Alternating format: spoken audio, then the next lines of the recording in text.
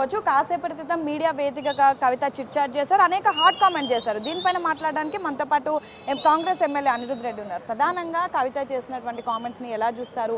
పార్టీలు internal disputes బయటపడ్డాయి అంటారా?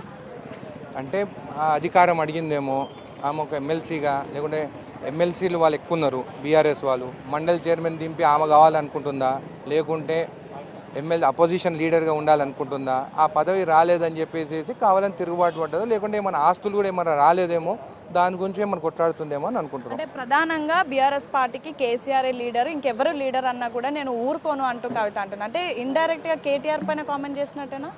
ఇప్పుడు అది వాళ్ళ ఇంటర్నల్ పార్టీ, ఇవి అన్ని రీజనల్ పార్టీస్లో అట్లనే ఉంటుంది. ఫాదర్ నుంచి సన్, సన్ నుంచి సన్కి అట్లనే ఉంటాయి. కానీ ఇట్లా నేషనల్ పార్టీస్ లాగా ఎవరైతే లీడర్గా ఎదుగుతారో అది ఓన్లీ నేషనల్ పార్టీస్ ఉంటుంది. రీజనల్ పార్టీస్ ఇవన్నీ ఉండే.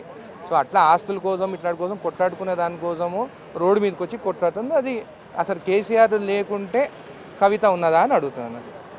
రీసెంట్గా తెలంగాణ తల్లి విగ్రహం పెట్టినటువంటి సమయంలో కూడా కనీసం బయటకు వచ్చి పోరాటం చేయలేదు, ఒక ట్వీట్ చేసి వదిలేశారు అంటూ కూడా కామెంట్ చేసింది. ఆ సమయంలోనే ఉద్యమం చేయాల్సింది అంటూ కూడా కామెంట్ చేసింది. ఇప్పుడు బీజేపీ బీఆర్ఎస్ ఒకటే అని అన్నది.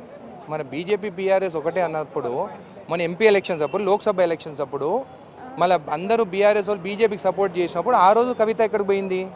ఆ రోజు వచ్చి మీరు బీఆర్ఎస్కే ఓటేయాలని చెప్పి మాట్లాడవచ్చు కదా. ఆ రోజు వాళ్ళు ఇంటర్నల్గా సపోర్ట్ చేసేటప్పుడు ఆ రోజు వాళ్ళ నాయనని ఆ రోజు ఎందుకు అడగలేదు? సంవత్సరం అయిపోతుంది, ఒక్క బీఆర్ఎస్ ఎంపీ కూడా గెలవలేదు. ఆ రోజు ఆమె ఎందుకు నిలదీయలేదు? సంవత్సరం అయిపోయిన తర్వాత ఇప్పుడు మాట్లాడుతుందా? ఒకసారి మీరు ఆలోచించాలి. అది సొంత ఫ్యామిలీ వాళ్ళ ఇంటర్నల్ రిఫ్ట్స్ గురించి పబ్లిక్లో వచ్చి మాట్లాడుకుంటున్నారు.